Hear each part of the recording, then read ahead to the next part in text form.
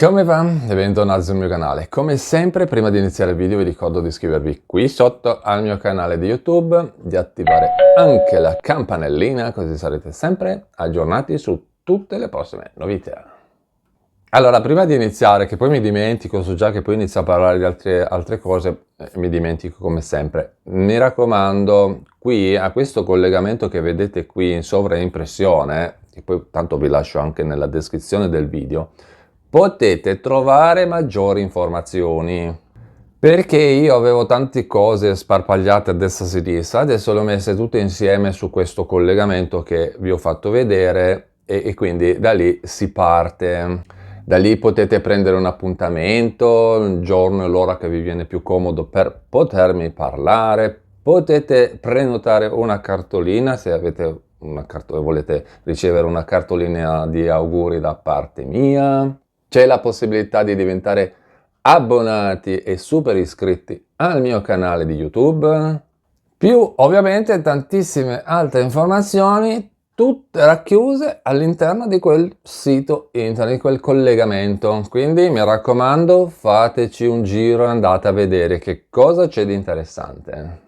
Bene, allora adesso vediamo un po' i nostri argomenti. Come sempre video diviso in due parti, prima parte gli argomentoni e seconda parte vi spiego meglio gli argomentoni. Quindi mi raccomando, guardate il video fino alla fine, non fate come di solito che guardate solo i primi 30 secondi poi chiudete, ma ascoltate il video fino alla fine per capire quello che bisogna capire. Allora, a quanto ammonta l'assegno di maternità di base? Vediamo chi ne ha diritto e come fare domanda al comune di residenza. Poi, altro argomentone, vediamo un po' la dichiarazione dei redditi precompilata, perché c'è il via del nuovo modello 730 semplificato, modello unico, modello redditi, modello 730, quello che sia, perché si possono già vedere online e poi si possono anche inviare telematicamente. E poi altro argomentone molto interessante, contributo per l'affitto pagato dal comune. Vediamo di capirci qualcosa in mezzo a questo ambaradam di casini vari. Me lo avete chiesto, ho fatto un paio di ricerchine così vediamo come funziona. Bene, seconda parte del video. Adesso vi spiego i notizioni e ripartiamo dall'inizio. Assegno di maternità di base.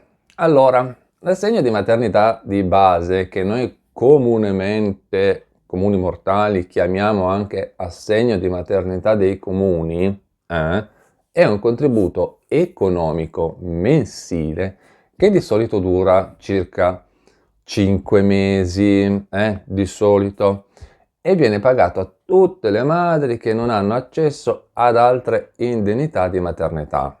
Quindi attenzione, notate bene. Questo assegno deve essere richiesto al proprio comune di residenza. Quindi voi andate, alzate il telefono, andate di persona ancora meglio, andate in comune e gli chiedete questa cosa qua. Ovviamente ci sono delle regole, delle procedure, delle richieste, delle domande, dei documenti da presentare. Le regole quindi per la richiesta possono variare ovviamente da comune a comune, però pare proprio di capire che comunque l'importo che viene pagato è uguale, non comune, è uguale comune a tutti i comuni. Quindi non è detto che quel comune fa così e quell'altro fa uguale. Attenzione, dovete sempre parlare col comune di residenza. Quindi, visto che abbiamo parlato anche di importi, a quanto ammonta l'importo mensile?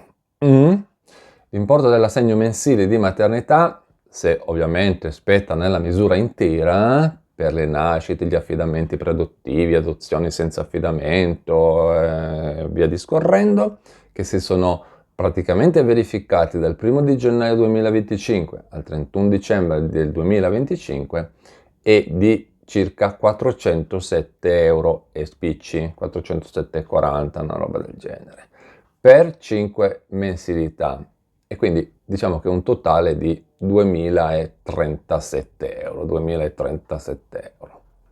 Attenzione al valore dell'ISEE, anche qua mi raccomando, parlatene bene anche con il vostro comune. Diciamo che in linea generale il valore dell'ISEE da tenere presente per le nascite, affidamenti produttivi, adozioni senza affidamento e via discorrendo, sempre da gennaio a dicembre, deve essere non superiore a 20.383 euro arrotondato all'incirca, però parlatene bene col comune e lo possono chiedere tutte le donne, sia cittadine italiane che straniere, che sono residenti in Italia, perché ovviamente è una questione italiana e quindi rimane qua in Italia. Come e quando avviene il pagamento dell'assegno a sto punto? Allora, il comune, dopo che ha controllato tutti i requisiti, ha accettato la domanda, decide se può andare bene o non può andare bene, ovviamente perché c'è tutta una procedura da seguire, emette un provvedimento e poi lo comunica a chi ha presentato la richiesta. In caso di accoglimento della domanda vengono trasmessi poi i dati all'INPS, tutti i dati che il comune ha recepito, per ovviamente effettuare il pagamento. E poi l'INPS paga con le modalità che sono state indicate nella richiesta. Faccio un esempio che potrebbe anche non essere, però faccio un esempio. Avete inserito i dati dell'IBAN, quindi il comune trasmette i dati all'INPS e l'INPS poi paga questo assegno.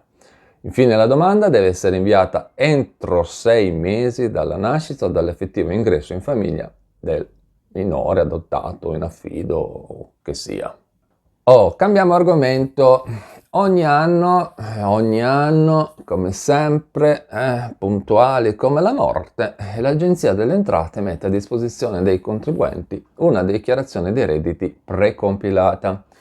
Quello che chiamano il modello 730 precompilato, il modello redditi unico persone fisiche precompilato, sempre precompilato sta, con diversi dati già inseriti al suo interno, che vanno tipo dalle spese sanitarie, quelle universitarie, le spese funebri, spese assicurativi, contributi previdenziali, bonifici per ristrutturazione edilizia, energetica e quant'altro, e tante altre cosine che ovviamente finiscono all'interno della dichiarazione dei redditi. Chi accetta online il 730 o comunque la dichiarazione dei redditi precompilata senza fare nessuna modifica non dovrà, questo dicono, per adesso dicono così, poi staremo a vedere cosa succederà. Attenzione, attenzione. Dicono che non dovrà più esibire le ricevute che attestano tutti questi oneri detraibili o deducibili che sono stati praticamente comunicati da altre persone e che ovviamente sono finiti all'interno della dichiarazione. Mentre chi invece fa le modifiche degli oneri, delle spese che sono all'interno della dichiarazione, dovrà poi ovviamente tenere i documenti che hanno portato alla modifica. Io dico una cosa sola, se mi ascoltate sto consiglio è meglio. Siccome che sto 730 precompilato, la dichiarazione redditi precompilata, più delle volte ha degli errori, delle incongruenze, delle mancanze, tanto sta che appunto si può modificare o accettare se le cose sono giuste.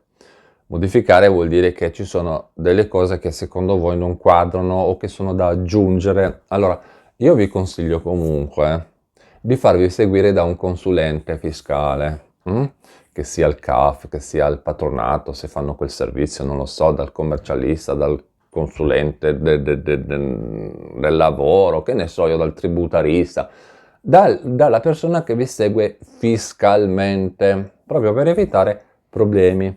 Loro sono molto aggiornati, pratici con l'inserimento dei dati, quindi secondo me conviene che vi affidate direttamente a loro. Poi, sempre stando in argomento, a partire dal 2024 e forse anche prima, tutti questi vantaggi vengono messi a disposizione anche in caso di presentazione del modello redditi con modifiche. Poi un'altra grande cosa interessante da sapere è che per i pensionati e dipendenti, l'agenzia metterà a disposizione le informazioni attraverso un percorso semplificato e guidato, giusto per chi non ci capisce molto. E poi quando sarà sbloccata la possibilità di conferma e modifica, quei dati poi saranno riportati in via automatica all'interno della dichiarazione dei redditi. Cambiamo argomento e parliamo dell'ultima questione. La settimana scorsa mi avete chiesto informazioni sul contributo affitto pagato dai comuni. Allora partiamo subito facendo un piccolo riassuntino di che cos'è questa cosa qua.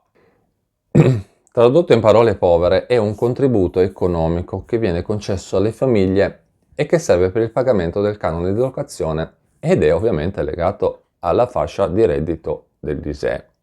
Questo contributo è sempre soggetto a delle modifiche e aggiornamenti annuali. Attenzione, lo ripeto, annuali, non è sempre uguale. Quindi a sto punto vi consiglio di andare a vedere un po' la storia dei bandi dei comuni di residenza, perché questo contributo affitto di solito parte dal mese di settembre, quindi diciamo dopo l'estate, ok? Dopo l'estate. Non mi chiedete perché, ma più o meno la storia, l'andazzo è sempre stato quello. Ma dato che il contributo viene pagato di anno in anno, è molto probabile che la domanda bisogna inviarla prima. Quindi a questo punto vi consiglio vivamente di richiedere maggiori informazioni direttamente all'ufficio del vostro comune di residenza oppure di consultare il loro sito internet. Fate prima, anche perché se voi non chiamate il comune di residenza, non aspettatevi che sia lui che vi chiami per dirvi guarda, tu puoi fare questo, tu puoi fare quell'altro. Toglietevelo proprio dalla testa.